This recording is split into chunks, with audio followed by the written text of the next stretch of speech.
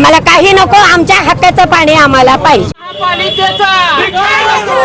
नागरिकांना पाणी न देणाऱ्या महानगरपालिकेचा, तुझा भाव करणाऱ्या अधिकाऱ्यांचा, तुझा भाव करणाऱ्या अधिकाऱ्यांचा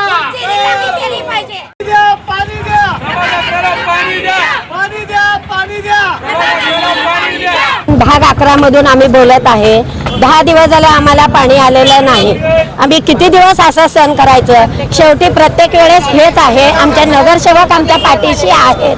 त्यांनी देखील सगळ्या अधिकाऱ्यांना बोलल्यानंतर 2 दिवस अडवतो, तासाला सोडतो, अर्धा तास। 7 वाजल्यापासून आम्ही रोडवर उतरलेलो आहे। दुजाभाऊ का करू लागलेत? म्हणजे कसं आहे ना, हदवाड भागातल्या लोकांना पाणी सोडायचं नाही आणि त्यांच्याकडनं टॅक्स घेत नाही म्हणून असं शहर आम्हाला मारून द्या। आम्ही पुढे काय करायचं ते आम्ही करू। पाणी सोडायचं, रोज टँकर सोडतो म्हणतात। टँकर सोडून आमच्या भागामध्ये महिलांना भांडं लावायचे काम आहे महानगरपालिकेने करतात का? आम्हाला काही नको, आमच्या हक्काचं पाणी आम्हाला पाहिजे। मला असं वाटतं की हे अधिकाऱ्यांकडून जाणून बुजून करण्याचा प्रयत्न चालू आहे। मी अगोदर बोललो की इलेक्शनच्या अगोदर पाणी पुरवठा सुरळीत होता, त्यावेळेस कोणतीही अडचण नव्हती। मग इलेक्शन झाल्यानंतर काय अडचण अशी आली की पाण्याचे एवढं नियोजन बिघडलेलं आहे। आज उजनीमध्ये पाणी नाही आहे का? तिथेही पाणी आहे, मग पाणी पुरवठा विस्कळीत होतोच कसा? ह्याचाही प्रश्न, ह्याचं उत्तर जे आहे त्यांनी अधिकाऱ्यांनी द्यावं। आज महिला इथं आलेल्या आहेत, महिला एवढ्या उन्हात बाहेर आल्या, ती खूप खेदाची गोष्ट आहे। मला असं वाटतं ह्याच्यापेक्षा निंदनीय कुठली गोष्ट नाही आहे। आणि आज जसं शहरात पुरवठा होतो तसं समानप्रमाणे हद्दवाढ भागात देखील 3 दिवसाआड पाणी पुरवठा व्हावा।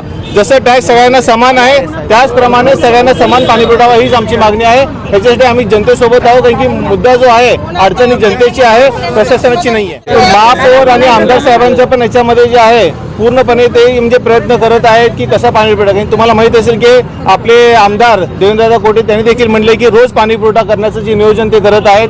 आज 1400 कोटी रुपये त्यासाठी त्यांनी म्हणजे जे आहेत मंजूर जे आहेत ते प्रक्रिया चालू आहे। त्याचे 892 कोटी मंजूर झालेले आहेत।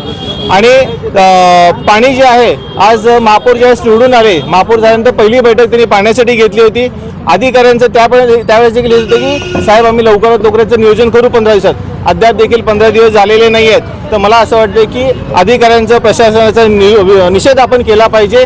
आणि आता जर का त्यांनी लवकरात लवकर पाण्याचा जर का मुद्दा सॉल्व्ह नाही केला तर आम्ही प्रशासन आणि सत्ताधारी पक्ष हे आमने सामने येतील। जयदीप जानकर ग्रुप, जे कन्स्ट्रक्शन यांचे वसंत विहार, जानकर नगर आणि जुळे सोलापूर या ठिकाणी सर्व सोयींयुक्त 1 BHK, 2 BHK आणि 3 BHK फ्लॅट उपलब्ध।